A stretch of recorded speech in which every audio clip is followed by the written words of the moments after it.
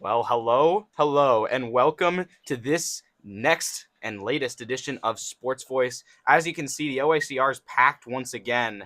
It's no longer just Charlie Jacobs sitting in those seats over there. We got three awesome guests: Calvin, Kaplan, Pierson, Strandquist with you here to host. Pierson, how's it going today? I'm looking forward to this episode. I am doing great, Calvin. For me, it was Easter. I do celebrate. I do partake. And, the bunnies may have been hopping, but I'm just happy to get back to campus and be able to host Sports Voice. So, it's all three of you. How are we doing? Uh, there's a lot of terms I could use. I could use tired. I could use cold. Miserable. Feeling electrocuted by the electricity of Sports Voice. I don't know. All right, this headset's like annoying me. I gotta take it off. There we go. One thing I'll say for the three Chicago natives, Matt, where are you from again? New York. New York. Okay, sorry. Three Chicago natives in the room today. I did not expect us to be here. 45, 50 degrees in late April. I've been checking the Columbus weather, thinking it's not too far away, similar climates and all, and we're talking 60s, 70s, sitting pretty, beautiful weather. I gotta say, where's that Chicago summer I've been promised? All right, Chicago's not for the weak, Sid. You really have to wait. There will be about 5 or 6 fall springs. We're probably through like 4 of them. Yeah, it'll be like maybe end of May, maybe end of June, maybe never. Spring doesn't really exist. It does as a concept, and we get spring weather, and then we're back to winter weather, and then we're back to spring weather. Get some rain, maybe some snow in May. I don't know. It really depends. Spring is all but a fallacy. Yeah, it does. To you, Jonah. Oh, I'm doing swimmingly. I am Swimmingly. so happy to be here. You're in the really OACR. happy.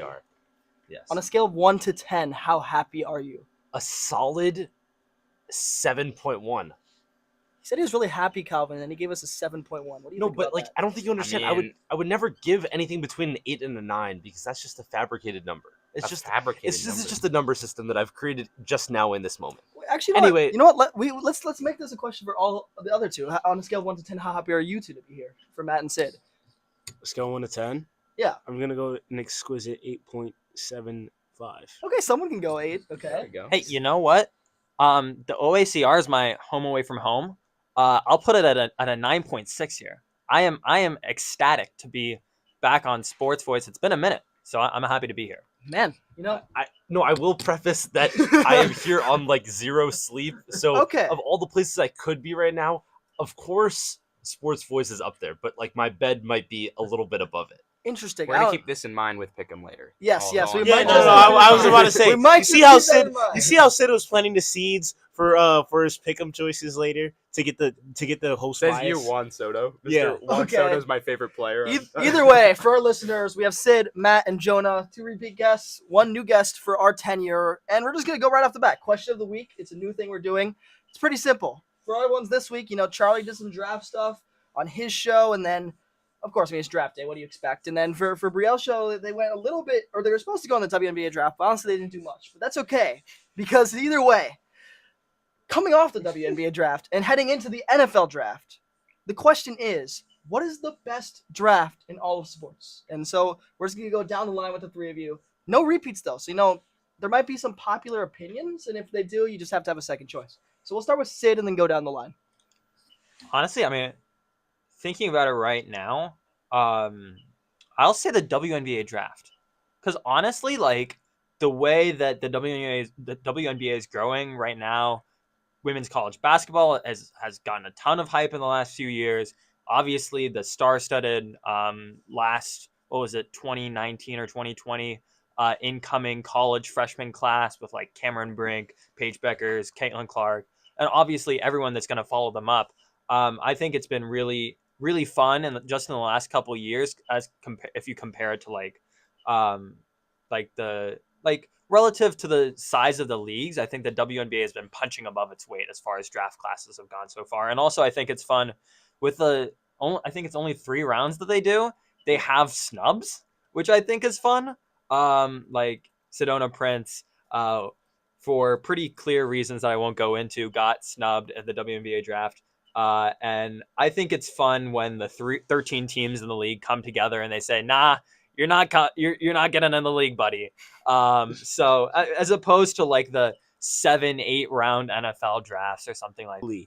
About your end of season record, then so much anxiety, so much stress over somebody, because you always have those one or two teams in the league that are immediately going to try to make trades after the draft because they picked a really crappy player, and then their player got scooped up the pick right after, and you say, dang, I should have picked him up. And you try your best to trade for him, and at the end of the day, it doesn't matter. No trades are made. You're going into week 1 with your same crappy little team, and you're stressing about the punishment. About we had our fantasy league, so there's no shot this team loses a game in the tournament. This team plays the winner between Penn State and Johns Hopkins, and they beat them by 15 points both games. So there's nothing to worry about in the conference. Like, Yeah, on the fact check there, the closest one was just now Ohio State by eight goals. So, I mean, echoing what everyone said, I think Big Ten is really going to present basically a tune-up for the NCAA's. And honestly, if you're one of those players that hasn't been getting that many minutes, we've had a few of them coming through the ranks. In my limited time watching the team, I've been pretty impressed with like Lucy Monroe, like Abilacasio at times. So like for those kinds of players, the Big Ten tournament is still a tournament. It's still win or go home, right? And so if you're one of them, this is your time to make your mark and say, maybe not this year, but maybe next year, I'm the one who's going to be at NCAA's scoring big goals for this team because I've done it. I've scored big goals in another tournament, the Big Tens. And so really, just like Big Tens are probably going to be, again, just a tune-up for the team, and also the challenge of making sure that your best players stay sharp even in these games that still matter, of course, but are not as competitive as what this team will face with a obvious clear number 2 and number 1, North Carolina and Boston College. Well, yeah, I mean, absolutely. I agree with what you guys said. I don't think it's going to be a problem in the Big Ten tournament, personally, like Jonah mentioned. I mean, Penn State, Johns Hopkins. I think Johns Hopkins is definitely the better team between those two. But when Northwestern faces either of them, it doesn't end up mattering. Like, they won 18-5 in their first meeting. I think it'll be easy peasy as it can be in the Big Ten tournament. The real challenge is when it comes to the NCAA is probably specifically the Final Four. Yeah, 100% agree with everything that's been said. I mean, lacrosse is one of the easier ones for us, kind of on the rundown, where it's like, we're at a time in the season where Northwestern is pretty much a lock for the Final Four, barring like a catastrophic collapse, a really great upset from one of those very low seed teams. But with that expectation, it's like, okay, we know they're going to be in the Final Four, and we know that they have a great player in Maddie Taylor, and they have great surrounding players, the Emerson Boligs of the team. And yet, even so, because of those regular season losses to NC and BC, it's like, I don't know if they can get there. And, we won't get into this here because our friends at HerTech talked in depth about this.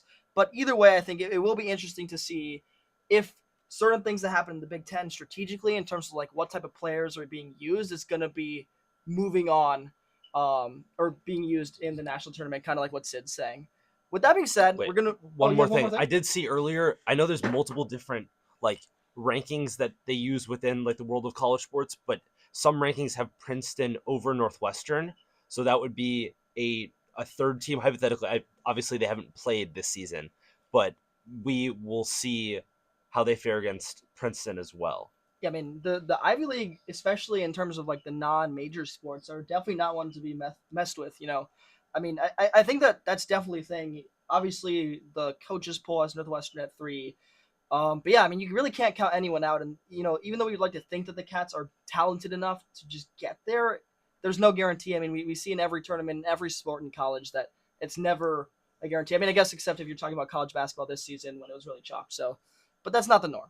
Yeah, and to me, I mean, I understand where they're coming from because Princeton hasn't played Northwestern, and both teams have 2 losses. But you have to think about the quality of the losses. Like, Princeton lost to Virginia and they lost to Penn. Both teams, I think Northwestern would beat easily. And it's not like those teams are bad. They're both ranked too, but like there's still just a class difference. And I think every time someone's like, oh, earlier in the season, it was Johns Hopkins, it was Florida, it was Syracuse, who's that next up team. None of them compared to Northwestern when they actually faced each other. And so the thing is, I think Northwestern still is. I said this on Her Take. You got Boston College and UNC as the 2 1As. Northwestern is the 1B. All the tiers follow from that, in my eyes. For sure. with that being said, moving on from lacrosse, we're going to go to diamond sports. Obviously this week was some good and some bad from both of them. Starting off with baseball, very tough start to the week. Calvin and I were on this call. It was a record-breaking loss to Northern Illinois University. 7 innings. They got run ruled at home, lost 27-11, which is frankly just insane. I mean, I don't even think we need to talk about this per se in terms of the game, but NIU, congrats to them. They set a new record in terms of runs scored and walks. The Cats gave up 18 walks and 23 total free passes, which, I mean, just you can't win with that. And then after that, it felt like they were heading in the right direction.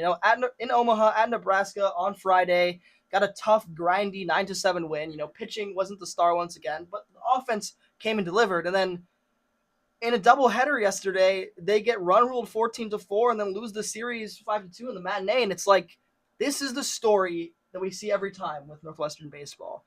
Yes, they might bounce back from a tough loss, but then they come right out in a series in the Big Ten and they get one big win and then they lose it overall. And obviously, that's still good, probably good enough to get them into the tournament. But right now, I mean, Nebraska gets within a game because of that doubleheader and in the standings. And so the Cats sit at 11th. Obviously, 12 teams make the Big Ten tournament, and they're only one game up on teams that were the case where all those teams have tiebreakers over the Cats as well, where Northwestern would be sitting at 14 if they had the same record. So I guess the question there is, considering their inconsistencies and considering maybe their only consistency being poor pitching, how can they rally to finish off this season?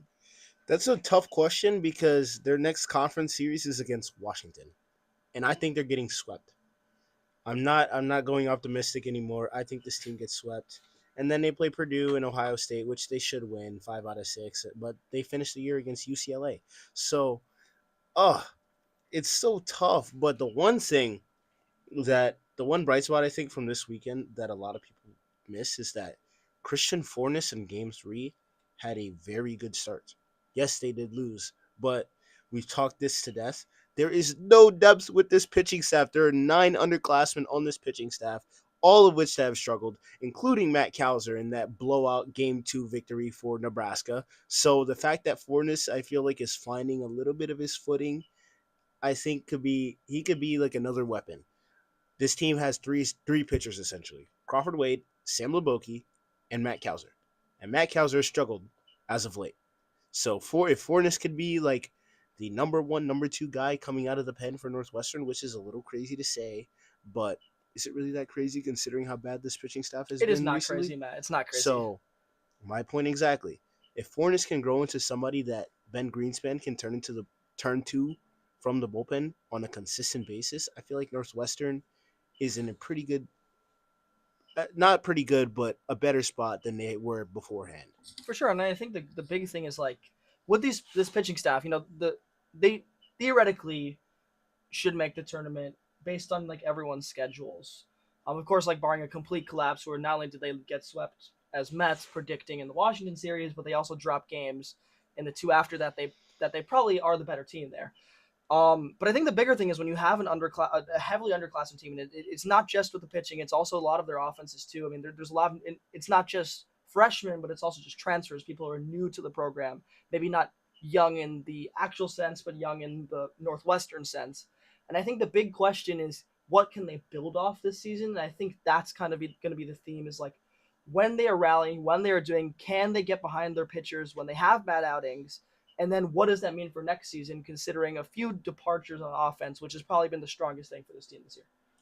Yeah, echoing basically, I mean, Matt, you kind of took the words out of my mouth with like the bullpen. I think, like you said, like if Fornes can become an additional weapon, like that will be another guy that they can rely upon. I think we've kind of seen over the season how the lack of pitching depth has really worn the team down over the course of the season after like a much better start than I think a lot of people expected.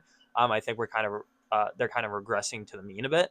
But I think with a lot of these 2 grad transfers, like Shearer and Leboki, like I read, there was an article in the New York Times about like these like high tech pitching coaches, like at I believe it's Wake Forest and Vanderbilt, which I think are the 2 schools that Leboki and Shearer came from.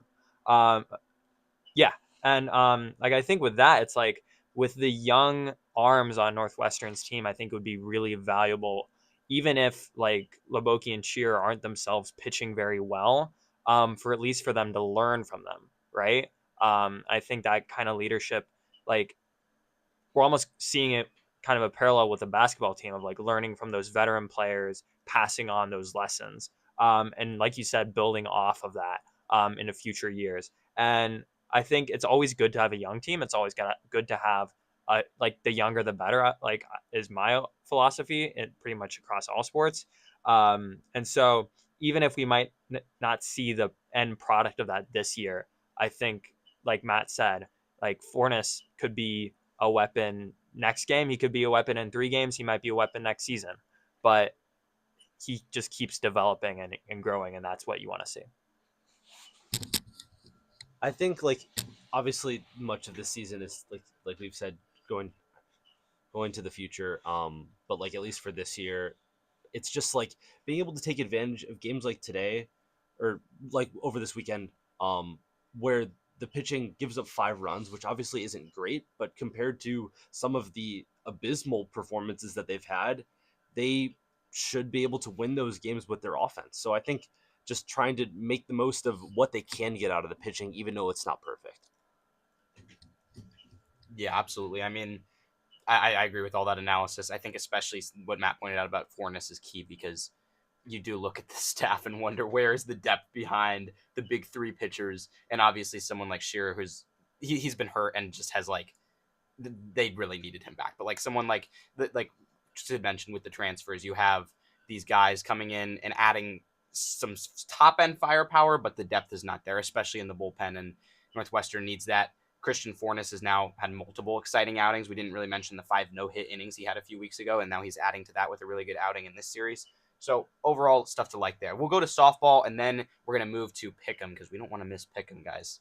Pick'em is back. We got some good questions from yours truly, Pierson, over here. But for softball, I mean, more to like for sure. I mean, after the Nebraska sweep, which was very, very difficult, 13-0 over Loyola Chicago in midweek, tons of different players driving in runs. And then on Friday, on today, I should say, an 11-0 victory, big time Friday and Saturday wins as well. So a series sweep over the weekend. 4th in the Big Ten is softball. So this is big to see. Uncharted territory, considering that they consistently have won the Big Ten over the last few seasons, but nonetheless, a team that has done a good job this season, at least maintaining some level of success, and of course doing so against Rutgers in that series. But we're gonna hop. We did this on the first episode of Sports Voice between Pierson and I. So Pierson, do you want to introduce this and assign our sides here? Explain what we're gonna do in terms of hopping. Yeah, for sure. I mean, you hear the acronym HOP. It's Easter, and we would be remiss if we didn't include HOP today. Basically, what it means is it's like I said, it's an acronym. The H is like half full, half empty, so kind of like glass half full, glass half empty. Then the O is optimism, the P is pessimism. But you guys will not get to choose which part of hop you will be hopping. And instead, we'll just assign you one, and then randomly you'll just have to take that opinion. Obviously, I would hope that all of us are optimistic, truly, but to kind of just get a variety of opinions, you're just going to be basing what you're saying off of which one you're assigned. So does that make sense? Cool. So let me quickly pull up a random number generator, which I did have saved from last time. We're going to go 1 to 3. Johnny, you'll be 1, and then Sid, you'll be 3. So starting off with half full, half empty, it's going to be Sid. Then for the other one, it's going to be Matt as the optimist, and Jonah, unfortunately, you will be the pessimist. So we'll just go down the line. I think we're just going to start with that order that I just said. So Sid, Matt, and then Jonah. So Sid, start us off with the H. Yeah. So I think with softball, like you said, being 4th in the Big Ten standings, I think a good half full, half empty. Like I think everyone in Northwestern softball would be happy if they just met expectations this year. I mean, they have a lot of young weapons that are kind of coming in their own. I think Kaylee Avasado is probably gonna like make her mark in this first year, but also she doesn't have to win the Big Tens this year, right? That's always the best thing that you can ask for with youth is that they make their mark in that first year and then show promise as to development in future years. I think this team has a lot of potential. We might not see it this year. And so my half full, half empty is that, they make a solid run in the Big Tens, don't win it, and then come back next year and build on that. Sure, I think that's probably the realistic take here. Sure, Northwestern might not win the Big Ten championship, regular season championship outright, but the Big Ten tournament, that's a whole different story. I think this team dominates in the Big Ten tournament. And the one question was the infield. The infield looked terrible at times with Bridget Donahue making the move to third and Kaylee Avasado at short. But ladies and gentlemen, let me introduce you to redshirt freshman Signe Dose, who's found herself in a very crucial situation as the team's secondary third baseman all of a sudden just thrust it in there in that Loyola Chicago game, and she looked good. And guess what? First career at bat at home was her first career hit, her first career home run, her first career RBIs. By the way, it was a 3-run shot off of Welsh Shrine Arena, and I did get to call that, so shout out Signe. But, guys, this team has solved. What other holes are there with this team? Yeah, you can say the pitching. Riley Grutzalonic dominated this week. Hello? And Lauren Boyd's always going to be Lauren Boyd. Riley Cunningham coming out of the bullpen is always solid. This team should be able to win the Big Ten tournament pretty easily. This team should make a deep run in the NCAA championships. Perfect role for Matt. It's always the optimist on Northwestern sports to get assigned that there, but let's go to Jonah. Weirdly, except for baseball today. But That's true, except for baseball. We did see a lack of the optimism on this show in particular, but for those non-long-time listeners, of course, we know Matt is as supportive as ever most of the time of these Northwestern teams. That did not change there.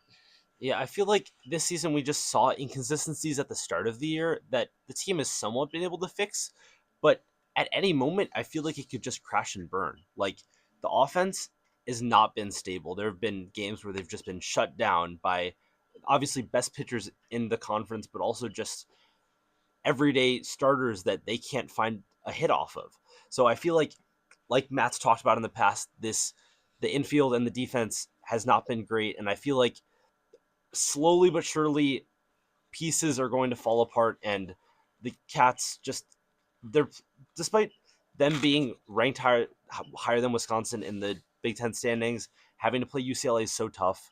I think it just won't turn out well for them. I just don't see them having consistency to win series against these teams.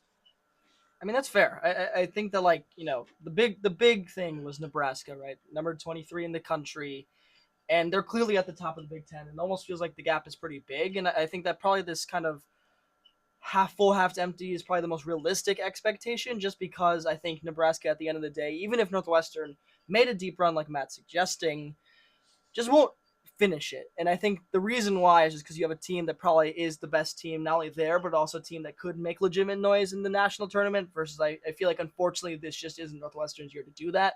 With that being said, we've gone a little bit over time with all this talk, but we don't want to miss everyone's favorite segment, that being Pick'em. So, starting off, for listeners who don't know what Pick'em is, essentially we give a question, we set it up with a little bit of context, and then all three of our guests will give an answer, and then at the end, Calvin and I will vote. We'll explain more on the voting after.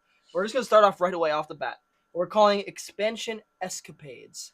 So, the Adam Silvers and the Rob Manfreds of this earth, they've been prophesizing decade upon decade expansion. We've seen successful expansions, the Vegas Golden Knights, or the even way back when, the Devil Rays, now the Rays, and you can go sport by sport, and there's been successful expansion.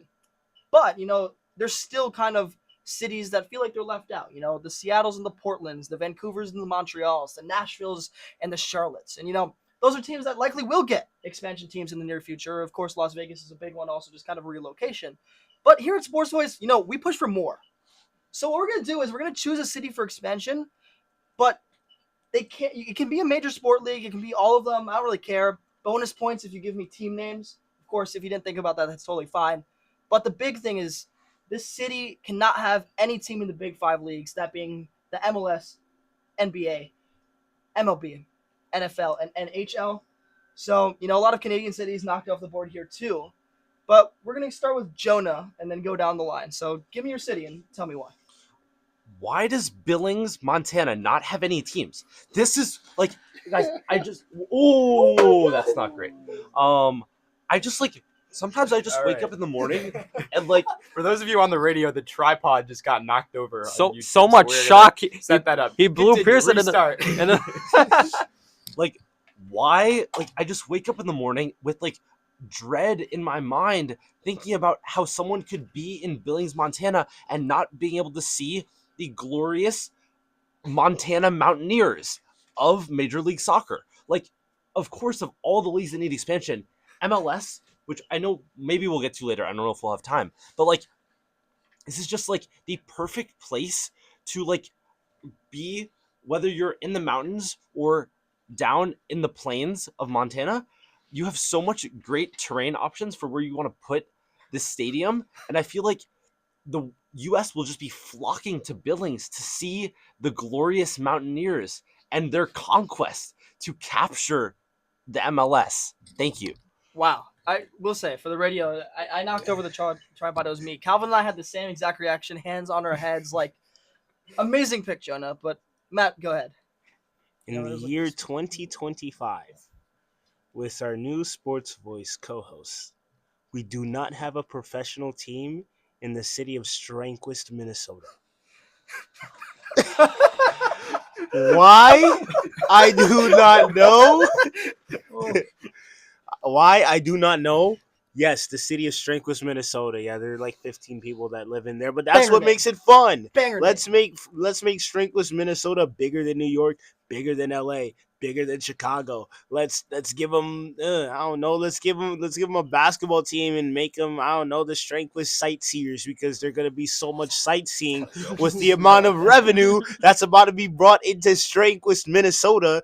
And guess what? You're gonna have high rises in Strandquist, penthouses in Strandquist, Lambos in Strandquist. I like the sound of that. Guys, come on.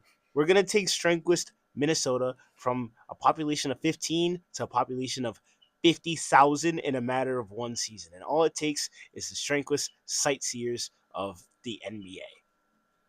All right, that's perfect. I mean, a lot of creative answers so far. A couple of ones that came out of left field. We'll see if Sid's also comes out of left field, if it comes from the stands or in the parking lot. We'll see how left field this is. Speaking of out of left field, why does the field from Field of Dreams not have its own MLB team? so right. Oh, Wow. you're So I just did some quick Googling, and the Field of Dreams in Iowa is located in Dyersville, Iowa. It's a banger place. I've been there. It's beautiful. So why don't we have the Dyersville Dreamers? Yeah. Whoa. Let's think big, folks. All right. Let's have ambition. All right. And so when the Dyersville Dreamers go all the way to the World Series on a shoestring budget, and when our dreams become reality, all right, it's gonna blow any of your Lambos, any of your Mountaineers out of the water with the power of sports narrative. Wow. This might just be one of the strongest segments of answers we have ever gotten on a pick'em. It has to be. It has to be. I think maybe of all time. Of course, we don't know what happened before us, but at least in our tenure, this is the best one we've had so far. But we still got two more questions. We do have two more questions. I will say a World Series on the Field of Dreams would be very intriguing. So thank you for that. That'd be beautiful. That would be awesome. I mean, wow. Moving on, though. Second question. We're going to call this like the resurgence and the surgence. So every year, a veteran star gets labeled washed, unfortunately. Think of like Russell Westbrook, maybe, Melo. Although Russell Westbrook, huge bucket for the Nuggets in the playoffs. But, they resurrect their career. They come back. The Joe Flaccos. They rise from the ashes like a phoenix. So I guess the question is, who's next in line for a legendary comeback season? But also, a little bit of a twist. Also give us a player who's good now, who you think will be washed and come next, of kind of just the players who truly are just not what they used to be. So kind of a two-player answer here. Sid, we're going to start with you now and then go back to the other side. This is a tough one. Next in line for a legendary comeback season. I'll say first before I answer that, I want to say that when Nikola Jokic becomes washed, it's going to be like one of the most funny periods, I think, in NBA. Because the guy doesn't care already. All right? Like, you see him like hitting the what is it, the Euro step full court shot. All right? He doesn't care already.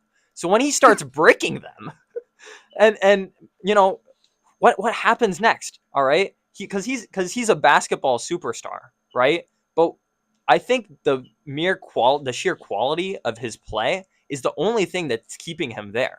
So what happens when he starts skipping practice to bet on horse racing?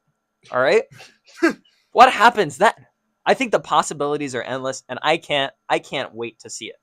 All right. But next in line for a legendary comeback season, maybe he's already having one. I think Rafinha at Barcelona is having a great year. He was definitely washed at Leeds, but I think he now has like 51 goals and assists this season for Barcelona. They're putting him in Ballon d'Or shouts. I mean, like, that is crazy. That is one crazy resurgence, I would say, for a guy who not many people had as being a very good soccer player.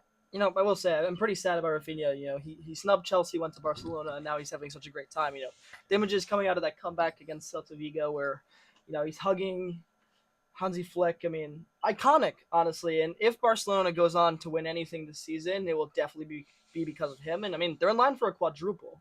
And so definitely big from him, and definitely a really good comeback pick. Matt, you're next. Okay. Was Matt Campbell, 2 good things cannot happen in a row? So I just made our host very happy. I'm about to make our host very angry. For You're gonna preface with that? Yes. Okay. Wow. I'm going bold. So for a comeback season, there is a specific player that will be a Pittsburgh Steeler that will have 2 awesome receivers to throw to. His name is Aaron Rodgers. Aaron Rodgers. No. Oh, no. Aaron Rodgers has DK Metcalf, and George Pickens will have DK Metcalf and George Pickens if he stops playing around and signs a contract to throw to next season. Plus Pat Freiermuth as a tight end and a nice running back room to check down to if need be. Aaron Rodgers might be a top 5 quarterback in the NFL next season, which sounds outlandish to say, and I know Pierson Strandquist is burning up inside as a lifelong Green Bay Packer hater, but if you look at this objectively, if we're looking at athletes throughout all of sports that have the best shot at making a comeback after a wash season with the New York Jets, Aaron Rodgers having 2 solid receivers to throw to, I think puts him in conversation for a top 5 quarterback in the league. Top 5? ridiculous. Oh, Ridiculous. Lord. Top 5 quarterback in the league if he doesn't blow out his ACL again. Or if he, So- shows up. That's Or another. if he shows up, yes. I'm kind of surprised. You'd Matt. be a top 5 guest. Or if on he shows up, McAfee yes, this but it would be upcoming hard. season. It would be hard I know for that. it would be hard for me to imagine that Aaron Rodgers doesn't want to play with Mike Tomlin. But you never know. No, but with it's this not guy. about that. I mean, I'm just surprised that as a Jets fan, you're going and saying that after all that he wasted y'all's time with, that you would come back. I mean, whatever. And you have such Robert high hopes Saleh's for him. We- offensive system has not worked for years now, and it's time for Aaron Glenn to kind of like change up I mean, you know what? what's been going on. Listen, It's bold. It's bold. it is bold for sure. We do need someone who's going to become washed, though. This is why I said I'm about to piss off both hosts. Jaden Daniels. Wow. No. Wow. Oh, Jaden no. Daniels. That is hate. That is hate right there. Jaden Daniels had a great season, yes. And when I say washed, I don't mean completely washed.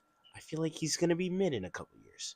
And then all of a sudden, let's say like age 30, age 31, he goes off. Him and Scary Terry combined for, 5,000 yards on the season. Jaden Daniels wins an MVP, and he takes the Commanders all the way to the Super Bowl. Is that ridiculous to say? Yes, extremely. Yes. Yes, extremely ridiculous. Do I Good really question. care? You know what? Respect No. ambition. Wait, Respect so hold on. ambition. So my question for you is, combining these 2 takes, do you think that Aaron Rodgers is going to be a better quarterback than Jaden Daniels next year? Yes. Oh, no! Oh, For no! Yes, for the sake of the segment, do I really think that? No, come on, guys. Let's be real. But for the sake of the segment, Wow. if we're talking about washed versus going to be washed, these are the two quarterbacks in the NFL that are most likely that have the highest likelihood of this happening to. I don't think that's ridiculous to say. Highest likelihood. Highest likelihood for it to happen? I don't know if I think so. I don't know. I mean, I feel like there's a lot of players a lot of QBs who could come back next season and be better before Aaron Rodgers does. I mean, maybe I'm biased, but there are players who played last season. Like maybe like a Kirk Cousins type or someone like that. But you know what? We're not here to hate. As hosts, It is supposed to come out of left field to some extent because, of course, these guys are considered washed. So I respect the boldness of it, if not the substance of including Jaden Daniels himself. But we got to go to Jonah. Okay, so when you think of the 2023-2024 NFL season, like, who's the first person that comes to mind? I'll ask the hosts. Like, not this past season, but the one before that. Because obviously you think about that so often. Justin Fields. Mahomes? So I would go with Joshua Dobbs, the astronaut. Yeah, of course. okay. That was my next guess. Oh, okay, yeah. One of my favorite nicknames in the history of football is just like, why would you have someone who was great starting the year before Kyler was healthy on the Cardinals and actually did okay, and then went to the Vikings and also did stuff there? Why would you not want this dual threat demon leading your football team? Like, Brock Purdy, so mid. The Niners should have just started Josh Dobbs if they wanted to win games. Dobbs like, over Purdy? Tell me what, if I'm like a team like the Dolphins, who just Tua is just not a real person, so I would just want a real quarterback on my team like Josh Dobbs. And then to fall off, this is going to be crazy. Probably going to win MVP, Shea Gilgeous-Alexander is going to not be employed in the NBA next year because Aaron Wiggins is that good. The backcourt of Aaron Wiggins and Isaiah Joe is better than Shea times like 4. Like, tell me why, if I'm the Thunder, I just beat the Grizzlies by like 50. yeah, why would I not trade Shea, who also did he had 15 points on like 30% shooting? Why would I not trade him for like 5 firsts and just like crank out firsts every year and just build around the GOAT Aaron Wiggins? I mean, I think the Thunder might have enough picks though.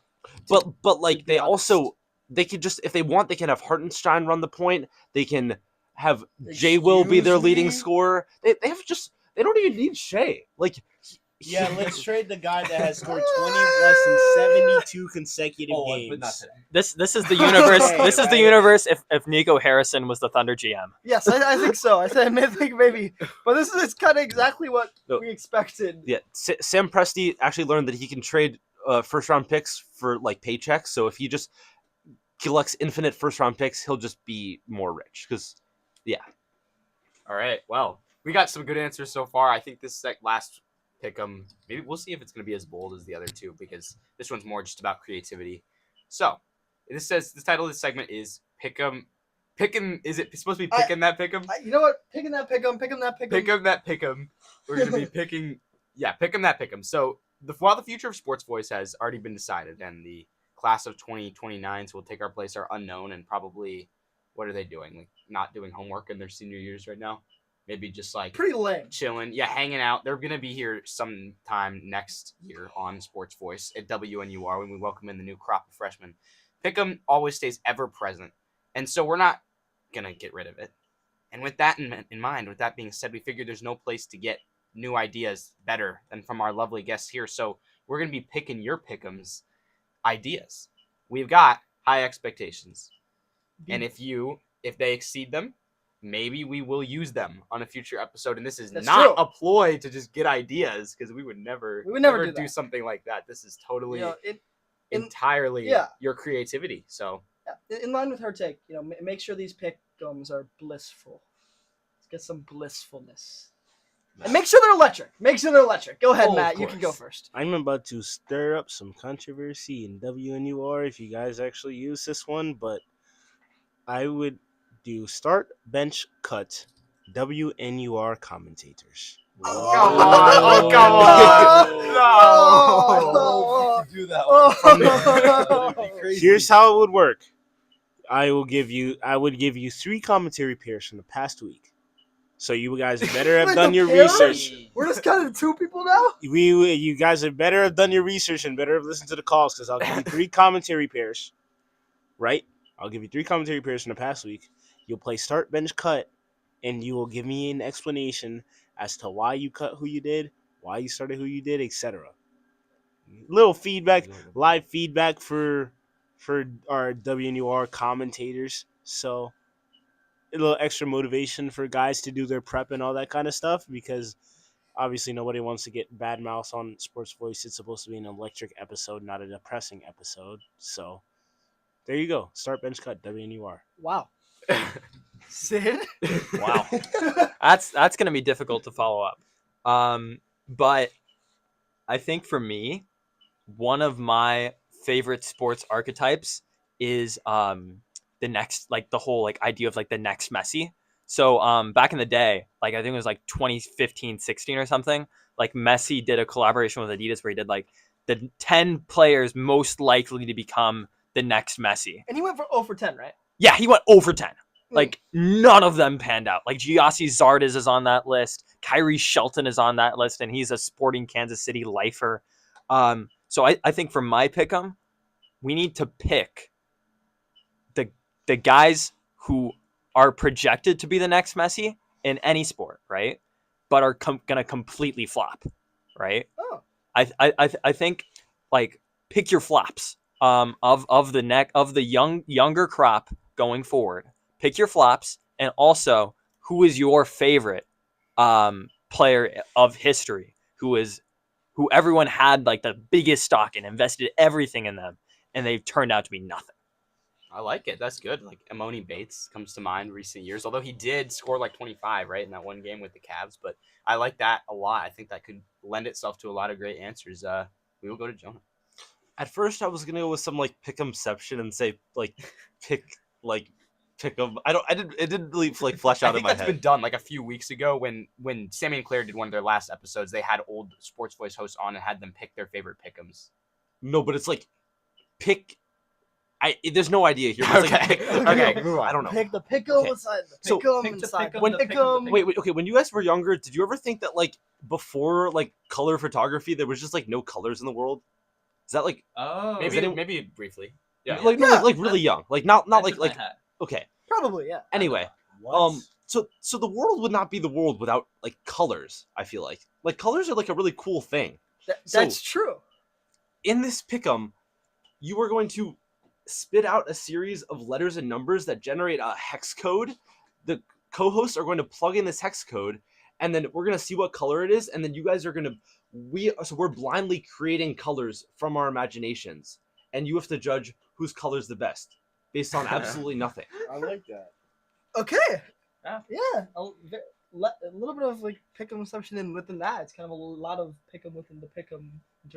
That's very creative, Jonah.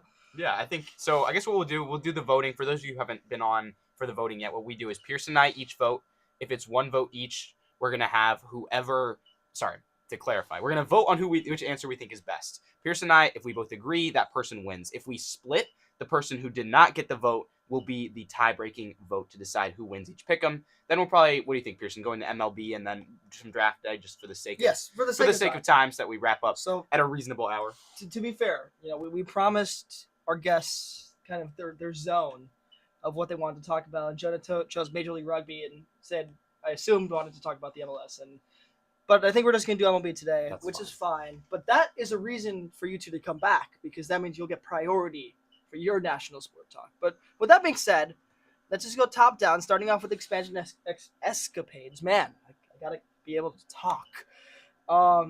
If you don't remember, since it was kind of a long pick'em, it's just it's the one where it's like pick a biggest city that doesn't have a Big 5 league. It doesn't team. have to be a big city. It can Doesn't be have any to- city. we didn't clarify that. Maybe we should have. Maybe we shouldn't have. But either way, we got some great answers. Jonah with Billings, Montana, and the Montana Mountaineers of Major League Soccer. Matt with Strandquist, Minnesota, with the Strandquist Sightseers of National Basketball Association, and then Sid with the Field of Dreams, Dyersville, Iowa, with the Dyersville Dreamers of Major League Baseball. All very cool, all very great. Calvin, you can get the first vote. Yeah, I think I'm going to have to go with Sid here. I mean, I really liked both of the other answers before getting to that, but the Field of Dreams really did take the cake. Very creative, very much deserved. Such a cool field, such a cool spot. I'm going to go with Sid for sure. Yeah, I think that our viewers, including me, thought that it was a lock when Matt said Strandquist, Minnesota. But I think even Matt's reaction to Sid's answer kind of showed how we were all feeling here. I'm gonna have to go with Sid. Matt, I love Strandquist, Minnesota. I hope the Strandquist sightseers exist. I hope that one day Strandquist will become the dominant Midwest city. I love Chicago, but Strandquist, man, people need to be coming there. Maybe I don't know. Maybe move the Field of Dreams to Strandquist. I don't know. But Oh, Sid, yeah. Yeah, I got to say I'm honored by the selection from the committee. We put a lot of work in the lab over at Sid Industries, and to be honest, to give some insight into the pick with the expansion escapades when Matt came out with Strandquist Sightseers, the producers were really scrambling to find a pick that would match that level of hype, that level of aura, and we're really proud with what we were able to come up with on the fly there with Field of Dreams there. I mean, that was probably a very clutch because I think almost anything else you could have said would not have won. But either way, great from all three of you. Moving on, we have the Resurgence and the Surgeon. So this was the one about the Wash and the future Wash. Are we combining these, or are we doing like one for wash and one for not wash? I think probably combine them just Yeah. to keep it. Okay, yeah. So to recap, Sid said Nikola Jokic would be washed and that Rafinha would come back, although maybe he's already come back. I don't know. Matt with the most probably arguably the most controversial Sports Voice pick'em in history, saying that Aaron Rodgers would be the comeback player of the year and he would be a top 5 QB for the Steelers. And then that Jaden Daniels of the NFC Championship made Washington Commanders would fall off. And wow, that was a big pick. And then Jonah with Josh Dobbs, glorious bald head, coming back, and then SGA falling off. Very interesting considering. SGA coupled with the rise of Aaron Wiggins' stardom. But I mean, I feel like Aaron Wiggins is already there. I don't know. No, but like he's not getting SGA minutes because he's better than him. But like this is like a ploy from Adam Silver. It doesn't matter. It's a whole conspiracy theory. Okay. Calvin, you can go first again. Yeah, I hate to keep it the same, but I am going to go with Sid again here. I think those were the most, in terms of like, both reasonableness and like in terms of, I think, justification, the best for me, especially Rafinha's sort of comeback story there. I think Nikola Jokic, I imagine it really being funny. I could imagine him just retiring early, but also him bricking those shots, figuring out what to do next. That would be fun to watch. So yeah, I'll go with Sid here. Last time in Sports Voice, we kind of, or maybe it was 2 times ago, I don't remember, when we had like the leagues and we were making up leagues, maybe he'll start a horse racing league in Serbia. Either way, though, with this one, I'm actually going to have to go with Jonah. And I'm sorry, Matt. I think that your pick was definitely what we were looking for, but you almost X'd yourself off with the people that you chose. Come on! I thought I was gonna get a little bit of reverse psychology in there, and I thought it would That work. they're not gonna like it, and then they didn't like it. I mean, here's the thing. I think that, the Jane Daniels one, maybe, whatever, and maybe Aaron Rodgers, but like, you should know, as a Bears fan, I honestly would have rather you said Caleb fall off than say Aaron Rodgers would come back. That is You're how much kidding me? I You dislike can't Aaron antagonize Rodgers. your voter base. True. But you know what, Matt, I do like that strategy, and I think it could work in something other than this specific one, considering who you picked. Either way, that means we have a tie, which means that up to you you. get the vote. So you do get something here. So go ahead. Between Sid, Nikola Jokic, and Rafinha, and then Jonah with Josh Dobbs and SGA. What do you think? Oh, I think Sid. I'm gonna go with Sid. Wow. Because of the fact that if Nikola Jokic becomes washed, I think it'll be the funniest thing we've ever seen in the NBA. That's real. Yeah, I would have to agree. Although, the Bulls are the favorites to get Jokic if he doesn't go back to the Nuggets. Hopefully that doesn't happen. But Sid, you have any really quick comments? I also got to say, I can't wait for the, like the Kevin Garnett Brooklyn Nets washed compilation. Yes. I can't wait for the Nikola Jokic like equivalent of that. Like, I think it's gonna Unk status is gonna hit him so hard. I can't wait. True that. Finally, we have the final sport pick'em question. I actually think that we're going to go straight to draft day after this because I actually think that all of our topics in national sports talk are things that will stay the same. I agree. Moving on, and so maybe we'll prioritize them next week. So sorry if you were looking forward to that, and we'll do a better job of managing our time in the future. Either way, though, for the final pick'em, it was choose your pick'em or pick'em that pick'em or whatever. Grammar maybe not the best, but either way. They had to give us a pick'em idea that we could use in the future, although no guarantee that we would. And Matt gave us start bench cut WNUR commentators, Crazy. which is crazy but very funny. Sid was pick your flops. So not flopping in terms of like LeBron, but more so flopping in terms of like, being a player who's expected to do well and then they're not. And then Jonah with his ridiculous hex code picking extravaganza. I'm not really sure. I'll go first in this one. Maybe controversial, but I'm going with Matt. I think that, you know what? Like, obviously, at WNUR, we are an inclusive community, and we love our listeners, and we love our commentators, and we would never truly cut anyone. But I do think this would be really funny because you can't give a no answer on picking. That, maybe people's true colors come out. Maybe we see some things. I don't know, but I think it would be funny, especially if we had a lot of people on the show. But either way, that's what I'm going to. But Sid and Jonah, both excellent picks as well.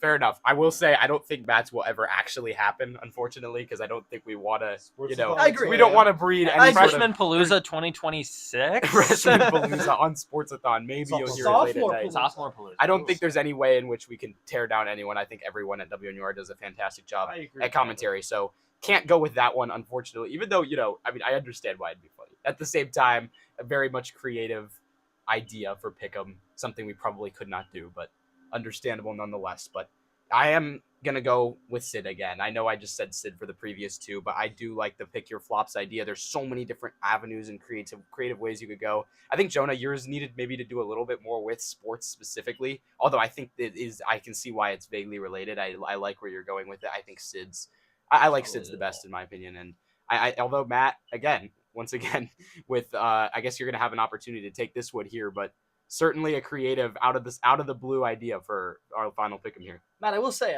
I'm very impressed with your answers. I know that the first week you came on, you kind of fell a little bit behind on pick'em, but this one you definitely brought the big guns. All of you did. Jonah, that means you're gonna get the deciding vote since we have a tie between Matt and Sid. We'll say I was thinking with your hex code thing, maybe doing something with jerseys potentially, like maybe giving teams like an alt jersey or something. And also, we might adapt these ideas. Like, I do like the idea of doing a start bench cut in some way and doing a flop thing in some way. I don't know. We'll see. No guarantees, but, maybe you'll come on and be like, hey, I think that was me. But, of course, Calvin and I would come up with original ideas that definitely aren't the ones that you're saying here. But, Jonah, you have the pick. I feel like I can't let anyone be dissing WNUR commentators. So you're going to let Sid sweep? Wow, more or less. Wow. I love the idea. I just can't. I just don't have enough hate in my heart for that. It's motivation for our fellow commentators. Motivation. Okay, Sid. Yeah, I picked Sid. Sid, what do you have to say? Shout out people on the radio and motivate. I gotta say the producers did not put much of the budget in the pick'em that pick'em there. I was kind of like moving on the fly. I think honestly with the whole hex code thing, I think like a design your own city jersey. Like, That's you what know I how was like the thinking, NBA had their own like city an all jerseys? jersey, City Connect, Like if Yeah. like pick a city or like pick a team and then like pick some kind of details about that city that you would make a jersey based on. I think that'd be cool. Honored the picks from my other two competitors I thought were amazing, No, they were. This was genuinely. I gotta three, say great there was no pick. Yes. bribery. There was no bribery involved. There was no under the table deals. The producers it was just their week. Exactly. Like we just had a good week. I think it's Sid's week, honestly. But I mean, this was probably one of the harder ones we've had to do because I think that honestly, Calvin and I were kind of just like, dang, we just have to vote for the sake of time. But I think that we could be deliberating this for hours. Still say, even though it didn't win, Strandquist Sightseer is coming soon to the NBA. Calvin, I'll let you bring it to the last segment. Yeah, we're going to do draft day. So if you haven't listened to Sports Voice before our tenure, you probably wouldn't know what this is. But if you have, draft day, frequent segment on Sports Voice, we're going to go maybe 3 rounds with this or 4 rounds. What do you think? 3 or 4? Let's do 4. We have the Oh, time. yeah, we'll do 4 rounds. So we got draft day here. Basically, what's going to happen is we're going to give a draft subject, which usually would be revealed beforehand, but we decided to make it a surprise. Don't worry, it'll be pretty easy to come up with some on the fly here. And then we're going to go snake draft order, maybe from this side to this side. Sid first, down to Jonah, and then back to Sid. 4 rounds, and you'll pick players, or you'll pick whatever this category is going to be on your team, and we'll evaluate whose team we like the best at the end. It won't be necessarily formal picking like pick 'em, but we'll definitely look into each team, pros and cons of each. But the category Northwestern related, I think it fits specifically because we're in the spring sports. We've had so many Northwestern moments throughout the season. all it is what is your favorite? What are your favorite ones? You just think of these. There could be in any sport, any big victory, any loss, any random moment that happened that pops into your head, something that's just funny, something that really elevated the team in some way. There's so many different ways you could go. We didn't want to make it too specific because then doing it on the fly would be impossible. And of course, Sid, you're up first. If you need some time to think, that's totally fine as well. But favorite Northwestern sports moments, we're going to see where this goes. Pick one. Sid is on the clock. I think the first one that comes to mind, I think this is pretty straightforward. Maybe I'm missing one off the top of my head, but I'm going to take Nick Martinelli game winner against Maryland. There you go. Definitely comes to mind. Top of the mind for sure. We're going to go to Matt next. I'm going to go March Madness, round 1 against FAU, the blocked shot to send it to overtime. Oh, wait, Block clarification. 3-pointer. Is this season or all time? I think this season is what we were going for. So if you want, we can keep it Oh, since are you you didn't know that. But if kidding you me? want to take a sec I to get think another this season one would be better, as well, or this year. this season out of any team, could be from fall, could be from winter, could be from spring. That is our fault. We should have clarified this. All right. But Matt, you It's can have fine. extra time on this. No, I had a backup. Lauren Wattis game-winning goal to send Northwestern field hockey to Ann Arbor for the Final Four. I love that. That's great. Yeah. Jonah? What do we have to leave? Oh, we actually might. We Um, might be pushed out here. It's possible that we might be going 2 over. I was told that we were fine to go to 9:10, which might mean Maybe- that now there is a 9:10 show. Maybe just a one pick. Yeah, maybe let's run through 15 seconds One- each. We'll go one back pick. through 2 rounds, and then we'll evaluate the teams after that. So, Jonah, if you have a couple picks here.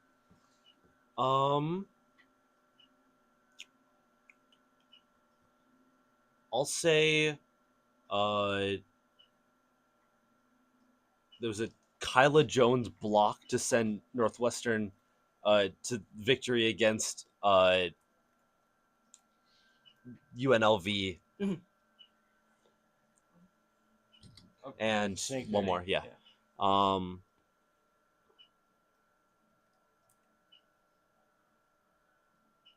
Wow, you think? I mean, definitely a fantastic pick there. That's one of Northwestern women's basketball's premier wins of the season, and so Maybe one of their own. one of their only premier wins of the season, and definitely a big moment. You could pick, I think, a few from that game for sure, but that's definitely one that pops to mind for sure. I'll say, Jack Lausch, like 50-yard pass against Maryland. That was like also pretty a good one crazy. there. First football features. Back to Matt. This one is obscure, so I'm bending the rules a little bit. But halftime interview with Northwestern legend Izzy Skane. I was the one that set that one up, and it was our very own Gabby Agozi that got to interview her. So that's my second favorite moment. Awesome. And back to Sid. All right. Last but not least, I'm gonna say the 15 seconds of jubilation after against UCLA, where they were down 14 and they made that comeback in the last minute. They ended up losing, but I think when they were down 2, that was one of the loudest the Welsh has been all season. So I'm gonna pick that. I like it. Great picks from everyone. Obviously, apologies to our listeners. We were cut off a few minutes before we were expected to. Our apologies for the planning purposes there. We did not fully realize exactly what time we'd be able to end. But for me, I will vote quickly. I think Matt's team is the best out of these 3. All picks were really, really good, but I like the creativity, especially with that second pick there. Pierson, please do not let him sweep. I was actually not. I would 100% go for Matt as well. I think it's not because of the sweep with Sid. I just think that the second pick, very creative. Maybe you bet the rules. I don't really care, though. I mean, I think that's really great. It's great, that you found the one way to get someone from last season to come into this year, and I like that. So very creative from all of you. But yeah, I mean, this is going to be pretty much it. We were told that no one will be coming until 9:15. Usually this is what we were told from the higher-ups. But apparently this is not the case today and might not be the case for the future. So looking for more rapid SportsVoice episodes in the future. Thank you to Sid, Matt, and Jonah for coming on. For Pierson, Strandquist, and Kaplan, that's going to be it for us. You'll be listening to probably some music next. So yeah, for WNUR Sports, 89.3 FM, HD1 Evanston, Chicago, have a good night.